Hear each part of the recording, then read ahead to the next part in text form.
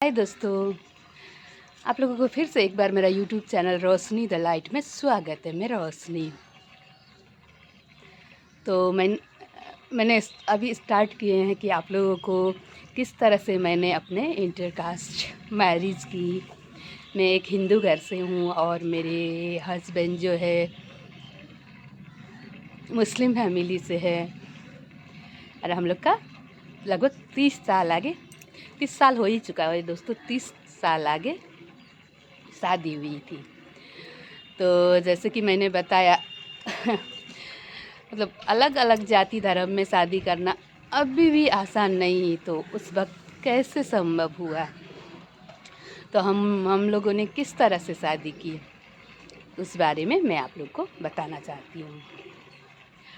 संभव उस वक्त भी नहीं था दोस्तों, अभी भी संभव नहीं है। तो मैं बार बार आप लोग को बोल रही हूँ, बहुत मुश्किल होती है। इसीलिए जितना हो सके अपनी मम्मी पापा का मर्ज़ी से अपने ही बिरादरी और समाज के अंदर ही शादी कर लीजिए, नहीं तो बहुत कुछ झेलना पड़ता है। तो आइए दोस्तों, मैं बताती हूँ कि मैं और मेरे हस्बैंड आखिर मिले कहाँ। तो आप लोग का जहन में सवाल ज़रूर आएगी कि ये लोग अलग कंट्री से थे, अलग जाति धर्म से थे, तो मिले कैसे। तो आप लोगों का किसी किसी के मन में ये भी आ सकता है कि हो सकता है स्कूल कॉलेज पढ़ने के दौरान हम लोग मिले होंगे। ऐसे ही कुछ ना दोस्तों, नहीं। आप लोग को ताज्जुब होगा कि हम लोग स्कूल कॉलेज कहीं भी नहीं मिले। हम लोग दोनों जानते ही नहीं थे एक दूसरे को। देखिए, कहा जाता है ना, मतलब शादी ब्याह जो आपस में जो लड़का लड़की का संबंध होता है, जो जोड़ी जो बनता है, आसमान से भगवान ने ऑलरेडी तय की रखी होती है।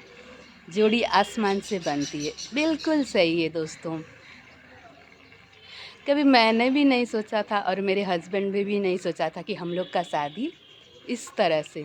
हम दूसरे के बारे में ज़रूर सुनते थे, लेकिन हम लोग ऐसा करेंगे, हम लोग के साथ ऐसा होगा, हम लोग ने कभी नहीं सोचा था।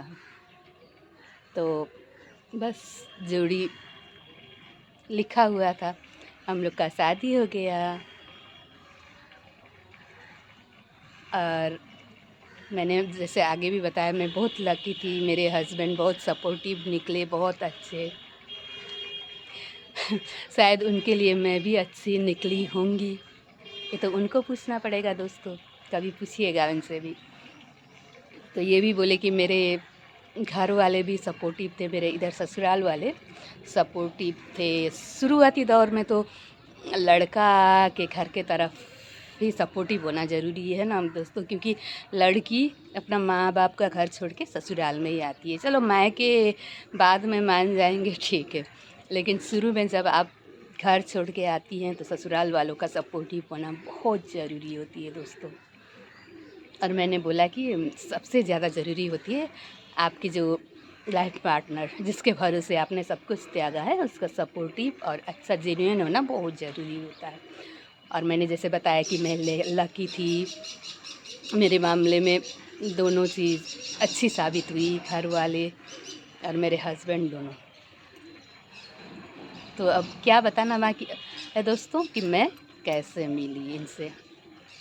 और पता है दोस्तों, मेरे घर में जो मेरे हस्बैंड के अंकल आंटी सब थे, वो लोग भी बहुत ही सपोर्टिव थे, मुझे बहुत ज़्यादा प्यार करते थे। उनसे भी मुझे बहुत ज़्यादा प्यार मिला और आज तक भी मिल रहा है। पता है दोस्तों, जब मैं अपना मम्मी पापा का घर छोड़ के जब आई थी इनके पास, तो मुझे रिसीव करने के लिए मेरे इनके एक अंकल गए थे। तो उन्होंने ही हम दोनों को एक बाइक में बैठा के, मतलब वो बाइक चला रहे थे मेरे हस्बैंड, और मुझे पीछे बैठा के सबसे पहले अपने दोस्त के घर में रखने के लिए ले गए थे मुझे, क्योंकि डायरेक्ट मतलब घर में लाने मेरे हस्बैंड अपने मम्मी पापा के पास डायरेक्ट लाने में झिझक रहे थे, तो थोड़ा समझाना था उनको।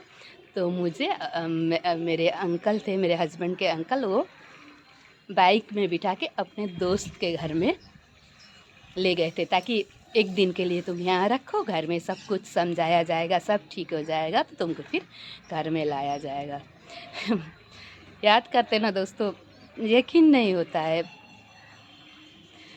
दोस्तों। मैं बहुत सीधी सादी थी, मैं उतनी चालाक क्लेवर टाइप की होती है ना, वैसी लड़की नहीं थी। फिर भी प्यार ऐसा चीज़ होता है दोस्तों। मैंने इतने बड़े कदम कैसे उठाए थे, अभी तो यकीन ही नहीं होती है।